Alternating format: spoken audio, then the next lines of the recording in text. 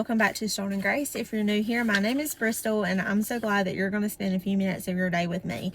Today, I am on my lunch break, and I had a comment about flipping my phone. I hope this is right. I'm not sure. You'll have to let me know. I hope this isn't as, I don't know, mind confusing, or that your OCD is not, I don't know. I hope it fixed the issue. I tried. Even though I'm in my 30s, I'm not technical about everything. So, I posted a few months ago that I was going to do a Q&A video, and I was asking questions from you all about doing it. I hope that you will stick through the video. There was only a couple questions that I got on that post. So sorry, I had a sneezing fit there. But, there was only a couple questions that was on the original post. However, I have received a few more that were on, just in general through videos. So I kind of printed some of those out. I hope that, I can get through this, and I hope that it will be something that you all will enjoy. I talk with my hands a lot, and I apologize in advance. And I'm going to try not to ramble on, because I know that I have a tendency of doing that, but I feel like I have so much to say that I don't exactly, I'm more comfortable on YouTube now than I was in the beginning, but I want to try to share as much as I can without oversharing or being any way. So I hope that some of your questions are answered, and then you also get to know a little bit more about me. I think I will start with a little background or a little introduction, and I hope that a lot of these questions, they're not too personal or anything like that, but I hope that this will help you understand me a little bit more. But my name is Bristol, for those of you who are new to the channel. And if you are new, I appreciate you for being here, for liking, for sharing, for subscribing. I know Donna has mentioned it over at Delightfully Southern. I know Jason and Michelle have mentioned it over at Warehouse 71. But if you watch a content creator, they have said it before, how crucial it is, especially now with the algorithm that YouTube kind of, whatever YouTube does in the background. So I know, like, Donna has spoke about how people have said to her that they didn't know that they were unsubscribed. Excuse me. And I know that I have seen my numbers go up and go down, and I can only assume that it's people who are trying to make sure they are subscribed, but they're unsubscribing accidentally. YouTube might be unsubscribing people. I'm not exactly sure on that, because like I said, I don't see the front end of what y'all see. All I see is the back end. Of course, I get on my husband's phone, and I try to make sure that everything is lined up right on my end. That way, whenever you all watch it, nothing's funky, like the thumbnail pictures, or I try to make sure that those are in focus, like not off to the side where it's cutting off the words or anything like that. So that is what I try to do on my back end. And I know Jason and Michelle have talked about it with their channel, how crucial it is to make sure that you're subscribing, you're commenting. I know for some people it takes a lot, and I totally get it. It is a lot. I know you can only hype on a mobile device, I believe. I'm not sure if that includes like a tablet, but I know you cannot hype from like a desktop. So for those of you who do hype my videos now, I truly appreciate it so very much. That helps throw them back out there in the YouTube universe and draws other people into them, so it kind of like bumps them up on that, what they call the leaderboard. And it's just, now, and I don't think it's because it's oversaturated, because there are thousands, hundreds of thousands of content creators on YouTube, but it's all based on what you like to do, you know, what your niche is. So I appreciate each and every one of you for being here. And another thing, I know a lot of people who may watch YouTube are watching it from their TV, and I know it takes a lot of effort to log in to an account and make sure you're subscribed, or you like, or you comment. But just know that it means the world to me that you are more than just a subscriber, a number. And I think that anybody that I have met personally, I think that they would vouch for that they honestly feel like they were more than a number. Because I have tried to stress that, not just on here, but in person. Just like whenever I met Twyla and her husband at an estate sale, you know, I wanted that personal connection. Just like whenever I met with Allison and her sweet mother, whenever they came down on their way to the beach, I spent my lunch break with them at the shop. And Miss Nancy on here that is always commenting, Miss Barbara, I appreciate you all so much. I haven't met you all in person, but it means the world to me. Miss Jean, Dusti, Becky, all of my YouTube family and friends. And there's another lady named Miss Phyllis. I have not seen her comments on here as often as I had, so I hope that she is okay. But she was one that would come into the antique vendor mall where I have a booth at, and I knew that she shopped there every Thursday. So I hope that you're doing okay. I haven't seen anything from you, but that's okay. You know, it just makes me worried when I don't see anything, because like I have said, you all are so much more than. So this is Editing Bristol. I realized as I'm putting together this footage for you all to see it tomorrow that unfortunately a clip that I had videoed somehow got deleted, or it wasn't saved properly, or whenever I uploaded it to CapCut to be able to edit the video. Anyway, what I was basically saying is just stressing the fact that you all are so much more important to me than being just a number. I genuinely appreciate your communication and your friendship. And I was trying to say all that to lead up into, I say it a lot on the channel about how I want to do this full time. And what I mean by that is, you know, I really need YouTube to work out so it can supplement my income that I work Monday through Friday at my current employer now. This November will be 8 years that I have been with them, and I enjoy what I do, but it is very much a demanding job that you can get very burnt out with. And I kind of am to that point. You know, once you start dreading to go to work, then something has to change. And I don't totally dread to go to work, but it's just certain circumstances, you know, just like with every job, you know, nowhere is going to be perfect.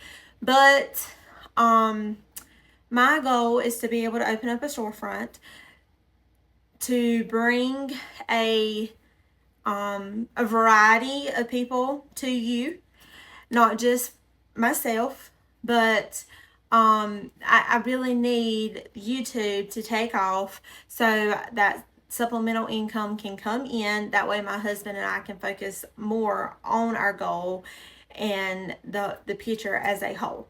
So I hope, I apologize, I don't really know what I said all in the first clip, and I tried really hard to answer everybody's questions and give enough detail without not giving enough detail or giving too much.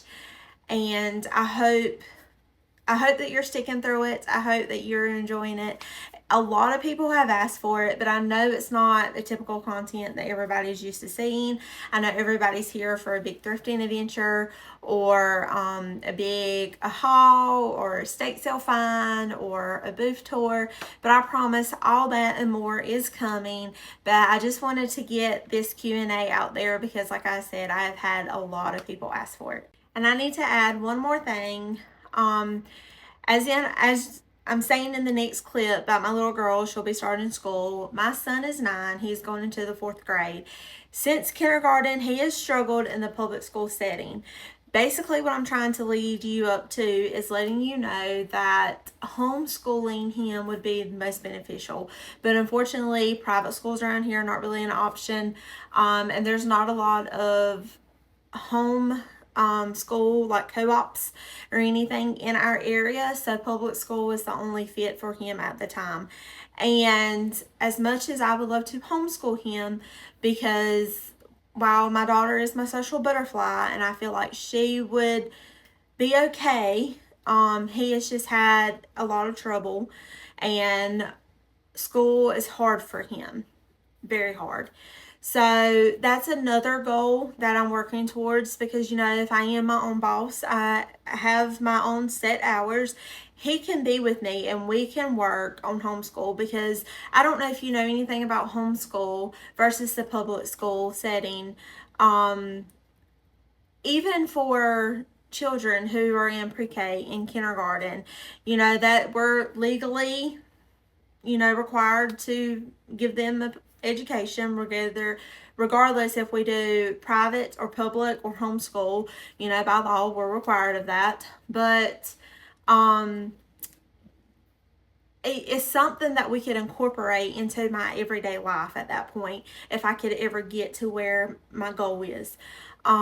Because the statistics state that a child that sits in a classroom for 8 hours is not learning.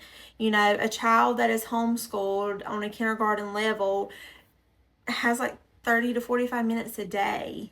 You know, it's not stretched out into these confined spaces, and you're not put in a classroom where, you know, recess is a reward. You know, that's how it is at his school.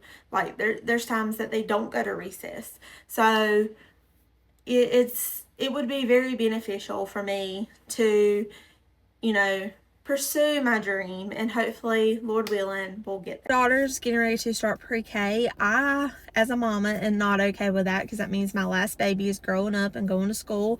Of course, I would love to homeschool her as well, but she is my social butterfly. She is my make friends anywhere you go. She will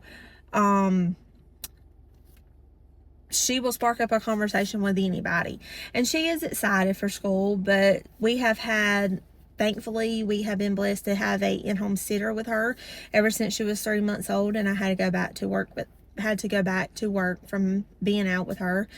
And the sitter has kept her since she was 3 months old, and a lot of those kids that our sitter was keeping along her age group are also going to school in that area. And as of right now, I think they will all be in the same class. So I pray for the teacher who gets all of them, because they can be some wild, rambunctious little kids. But at 4 years old, that's what they are, right? You know, they're testing their boundaries. They're seeing how many limits they can push. But anywho, I think she would be a completely different, I know no two children are alike, but I think that she would probably succeed a little bit more than what my little boy did. Just given some of the circumstances that he went through whenever he was younger. But anywho, that is my goal. I really need YouTube to take off so I can help make this dream come true, because if it does and I can supplement that income, then my husband and I can possibly look at you know, a loan or building or renting or something along those measures of, you know, helping our dream come true. And of course, providing a excellent customer experience for you all is my goal. By that point, I would be able to be involved more full-time, so I would be able to meet you all more, especially whenever you come to visit my booth. You know, unless it's during my lunch break or whenever I'm stocking or, you know, putting new inventory in, I am not given the chance to tell you all hey or to meet you in person. And that really does mean a lot to me to be able to meet you all. So that is something that I'm working towards. And I hope with the Lord that it will happen. And I believe He will make a way, even if it's not my time. I'm moving on to the questions now. Becky asked me, in 2025, it was the year of the blue-bowed geese in the 80s and 90s, grandma and cottagecore. Have you noticed any new trends for 2026? Well, I know here we are 8 months in to 2026, but cottagecore, grandma core is here to stay. I don't think that's going away. Hearts are still popular. Geese are still popular. Ducks are still popular. I think the 80s and 90s are back for right now. I have noticed that a lot more millennials that aren't leaning towards cottagecore and grandma core are trending towards mid-century modern.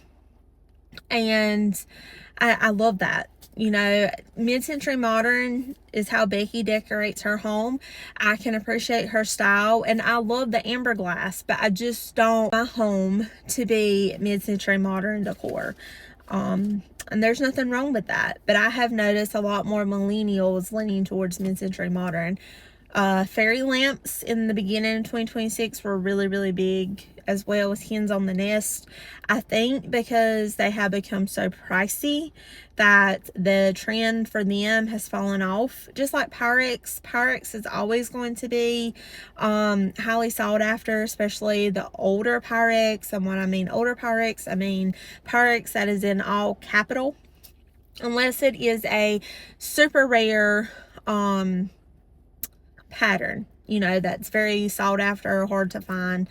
But anything that is lowercase Pyrex, of course, you know, that was produced later on, so it's not as vintage or antique, and it was mass produced. So I think that I would have to say my new trend would be that more millennials are leaning towards mid-century modern. I haven't seen anything come back really big per se. I just think that the trends are rotating, because I have cottagecore in my booth. I have grandma core. I have mid-century modern pieces. I have some colonial French primitive pieces. I have a little bit of everything, because you never know what somebody's looking for, and I try to have a variety. Let's see. I didn't get the actual name from the commenter, but it said, where are your favorite places to thrift in Moore County and in the Fayetteville area? And this was Cookin' Lizard 2881. So I would have to say my friend Dusti on here probably would be able to give you some better recommendations about the Fayetteville area, but she has told me Thrifting is one place. She has also told me that the estate sales in the Fayetteville area are really, really good. They usually have them like on a Thursday or Friday when they're starting, so you're able to hit those up before the weekend when everybody's off and are going on Saturdays. I will say in the Pinehurst area that my favorite place was the Rusty Pelican, and the lady's name was Paige. I have talked about her before, but she has recently closed her shop. But she is going to be doing a once a month sale from her storage units. I believe. Find out more information, I will tag that below. Otherwise, in Pinehurst, we visited quite a few areas when we were traveling, and a lot of it was community thrift stores. I would not recommend the Habitat just because it was so overly expensive. They don't really have a great Goodwill in the area, so I think you have to venture out a little bit further. Like I said, I will try to link below some of the recommendations that Dusti did give me a long time ago whenever I had asked her about the Fayetteville area. I know that I have not really had very much success in Fayetteville, but I think that's just because when I'm able to go is on a Saturday, and I think you have to hit those areas maybe like on a Thursday or Friday, after you go to like an estate sale up there. So I would definitely look into the estate sales, because Dusti is always finding amazing things when she goes. Let's see. Some of these have overlapped in questions, so I'm going to go on to Miss Barber's question. I think I will cover a lot of the remaining questions in hers, but it says one of her questions was, how often do you decide what you're going to buy for your booth, or how do you decide what you're going to buy for your booth to sell? Honestly, it would be not only what is trending, but what do I personally like? What would I like to have in my home? In the beginning, I always wanted you to walk into my booth and feel like you were walking into a time capsule and you were going into your grandma's home.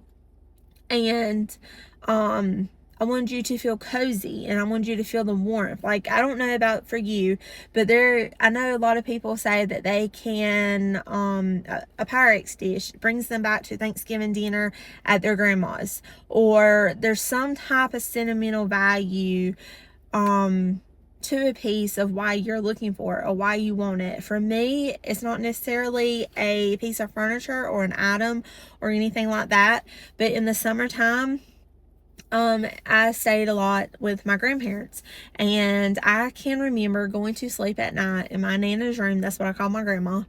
And I can remember going to sleep with her at night and having either a fan at the end of the bed, because they didn't have central air in their home. They had a window unit, so majority of the bedrooms had window units, and there was a window unit in the kitchen as well, and that provided them air and heat. They didn't have a central AC unit.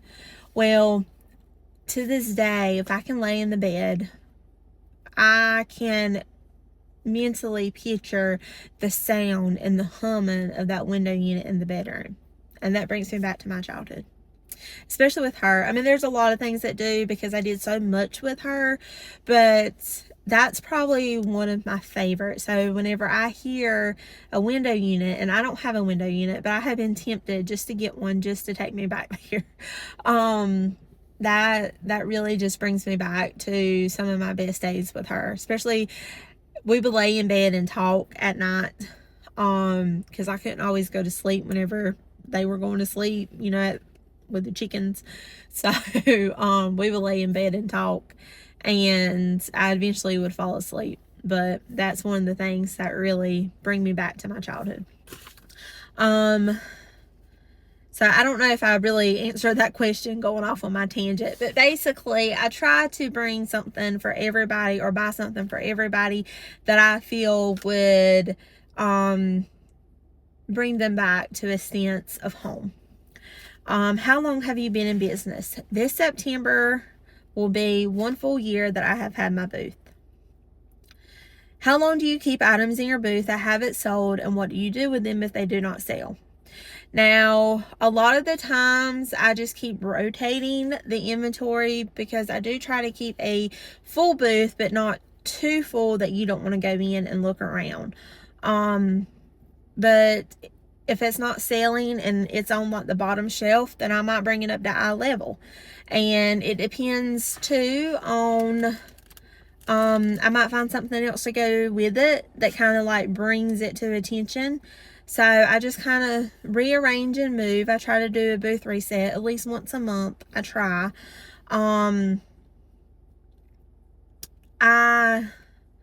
A lot of the times I will mark items down, or it might be an item that somebody's waiting for me to do like a 20 to 30% off sale, and usually it sells then. But if it doesn't, then that's okay. I'll take it out for a while, or you know, if it's something that I really like, but I just don't think that maybe somebody else might be into it like I do, then I donate it. Let's see. How did you come up with your company name? I've been asked that quite often. My son's name is Mason. So the stone comes from masonry work, stonework, brick and mortar. So stone came from his name, and then my daughter's middle name is Grace. So the two are Stone and Grace, Heartfelt Finds. Because I am only doing this for them. If you ask my daughter why we go thrifting, it's for mommy to buy me things, you know, for mommy to give us a good life, or something along that measure. And she doesn't leave out my husband. He's included in that. But it's fun to her right now. My little boy, not so much. He's like, Mom, another Goodwill. Why we gotta do this, you know? And I used to be the same way with my mom and dad, mainly because whenever I was little, my mama, we got up before the crack of dawn. This was when yard sales happened at like 5 and 6 o'clock. Now you can barely get to a yard sale that opens at 9 o'clock because they just get later and later. But she would not only pack our lunch, but we would have to pack our breakfast too. And I would just sleep in the car because that was just too early for me whenever I was little to get up. And for a time there, I kind of was very remorseful about it because we were always going to a yard sale.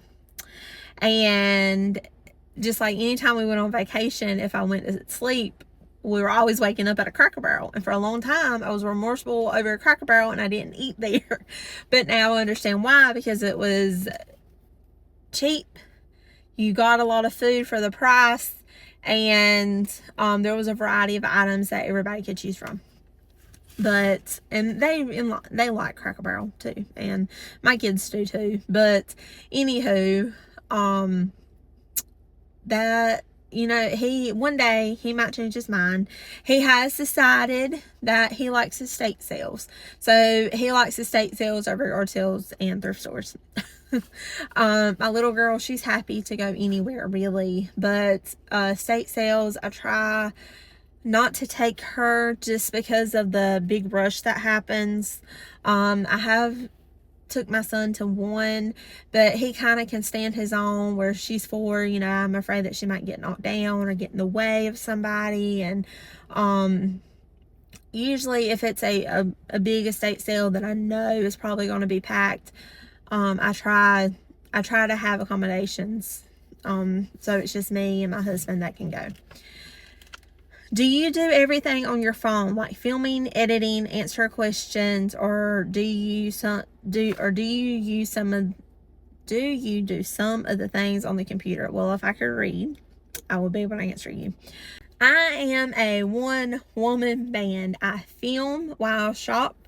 I edit.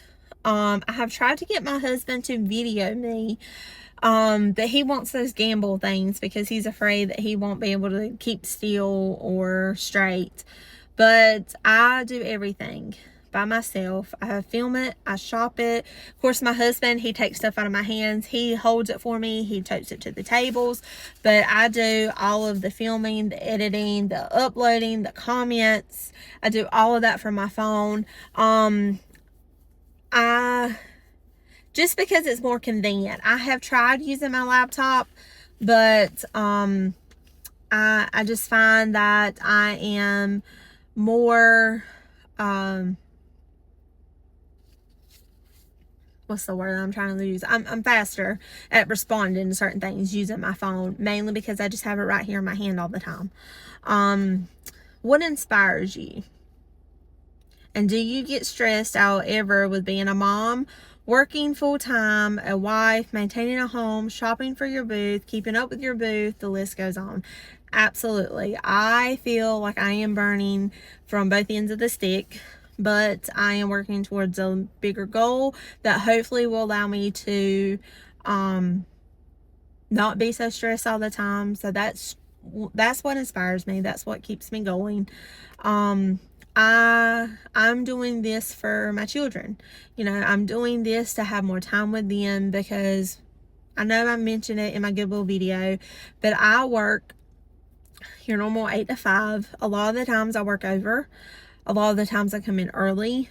There are not many days that I get lunch breaks, and I mean, by law I'm supposed to have a lunch break, but a lot of times the workload is there. And if there's only 2 of us in the office, then technically we don't have to take a lunch break. But it is very stressful. It is overwhelming. I have been at my place of employment now, in November will be 8 years. And so I do enjoy what I do. It is definitely one of those you can get burnout very, very easily. And I am kind of to that point. But doing this helps me. It's a therapy per se. As I had mentioned before, my husband and I also do wedding photography. In that aspect, he is my second shooter, but I still edit all the photos. I conversate with the clients. I set up and coordinate everything. So it still is, I do everything.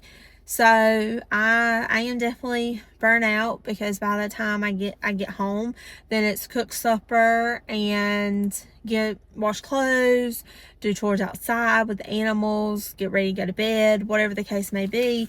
But in the summertime, I have a little bit of a break because we're not rushing to do homework. And that's another thing, that homework is a lot for my son, so it takes a while to accomplish or do that. And it's very exhausting. There are most nights I do not get to bed before midnight, and then I'm up before 6 o'clock to get ready for work.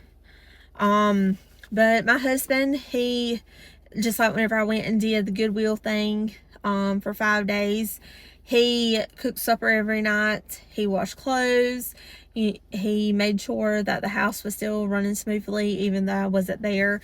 So I really appreciate him and all that he does to help make this happen, because I am taking away a lot from my family, because on the weekends that's my only time to source, and usually on Sundays I'm pricing or I'm doing schoolwork or whatever the case may be. I'm trying to get caught up from last week to prepare for the coming week, and it is a lot.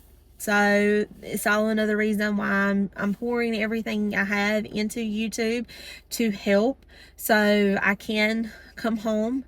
But I just need to be able to have all my ducks in a row. I need to have the financial stability there. So I'm not putting my family or my husband under more stress than what, is already there. Let's see. You seem so positive, so maybe you have 0 issues with anything. Probably too many questions, and I know you can't answer them all, but thank you for asking. Barbara, it's never too many questions. I try to stay positive because I don't want any negativity to come off of the channel. I could say a few things. There is some questions about why did I start my booth where I did inside the antique mall. What are the pros and cons of being there? And I'm not going to answer those questions on this video. I don't think that that's appropriate at this time. If I am ever able to branch out, then I might circle back. So if you asked that question I didn't respond, I'm not going to give it any names or anything, but that was asked several times. Basically, I don't want any negativity on the channel. And if I didn't answer your question and you asked that, that's probably why. I do have one more to answer, but I don't want it to be a bad experience for anybody. So I'm going to hold all those questions until hopefully when the time comes, I can answer those.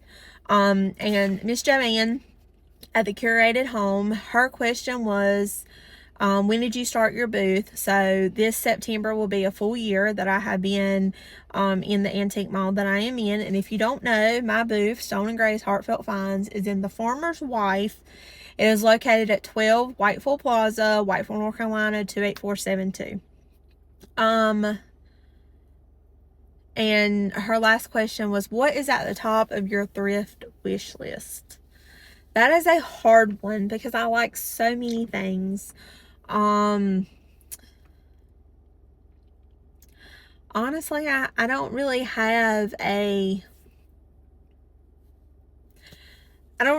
something that's at the top of my thrift wish list, because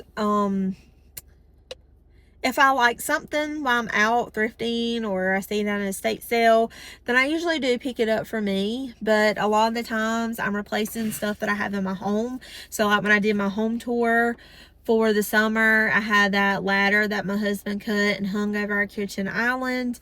And in that, I stated that I had several baskets that I was working on replacing.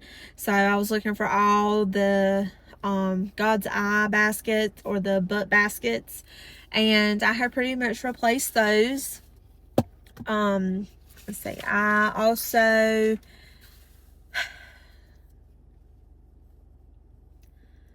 it's very hard whenever you don't have a lot of space to put things. Like, I would love to have a porch, and I would love to have like an old washing machine on the porch, like a Ringer washing machine.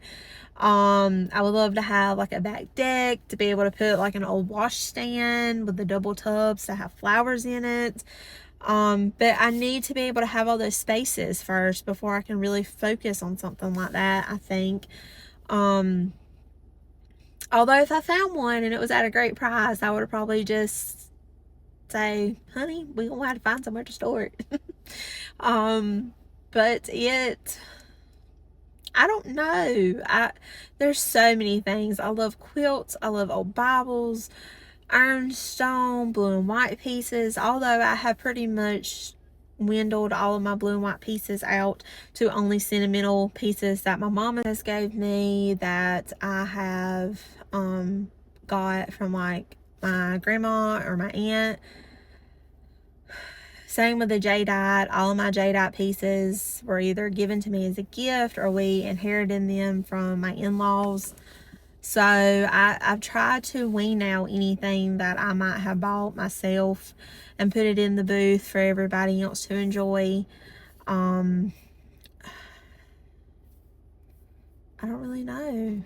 Like, my children's bathroom is old medicine bottles. I have a lot of my grandmother's furniture that she built with her hands. So I don't really have a top of the thrift wish list, and I probably need to work on that. I probably need to have something to be on the hunt for. But anywho, I hope that you have enjoyed this video. I appreciate you all so much for spending a little bit of your time with me. I realized that it probably was a little lengthy with talking, but I really wanted to answer your questions, but I also wanted you to get to know me, and I wanted you to understand how important you all mean to me. I say it all the time, but I don't think you actually understand just how important you are and how big of